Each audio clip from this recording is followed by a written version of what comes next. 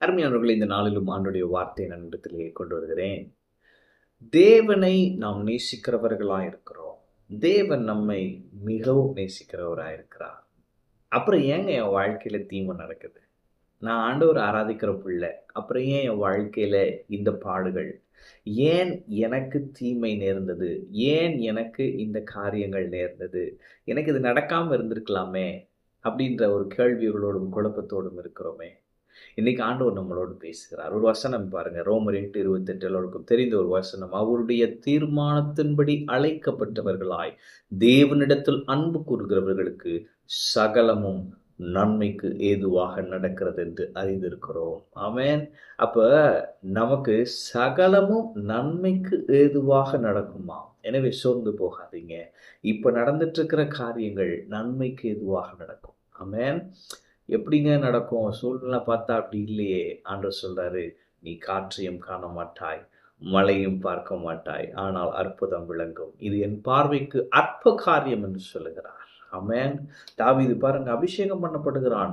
தன் சகோதரர் மத்தியிலே அபிஷேகம் பண்ணப்படுகிறான். ஆனால் வனாந்தர பாதை.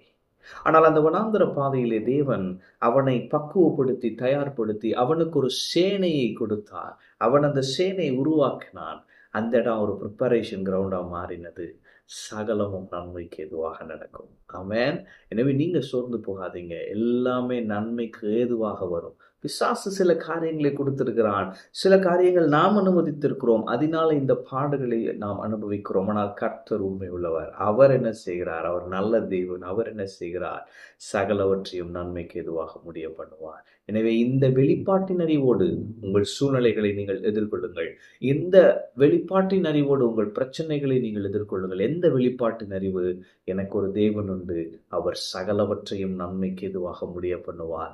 தீமைகளை நன்மைக்கு ஏதுவாக மாற பண்ணுவார். எனவே நான் சோர்ந்து போக மாட்டேன். யோசேப்பை சிறைச்சாலையில போட்டாங்க. அது தீமைதான்.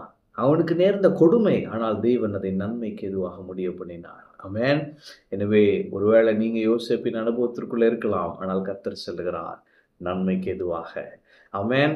அரண்மனையிலே உன்னை உயர்த்தும் நாட்கள் வருகிறது என்று கர்த்தர் சொல்லுகிறார். ஆமென். எனவே சோர்ந்து போகாதீங்க. கர்த்தர் கூட இருக்கிறார். இந்நாட்களிலே நீங்க அவரை துதிப்பதை தெரிந்து கொள்ளுங்கள். ஏனென்று சொன்னால் அவர் உங்களுக்காக கிரியை செய்கிறார். சோர்ந்து போகாதீங்க. கர்த்தரை துதிங்க. சகலமும் நன்மைக்கு ஏதுவாக நடக்கும். ஆமென். கர்த்தர் உங்களோடு இருக்கிறார். கர்த்தர் உங்களை ஆசீர்வதிப்பார்.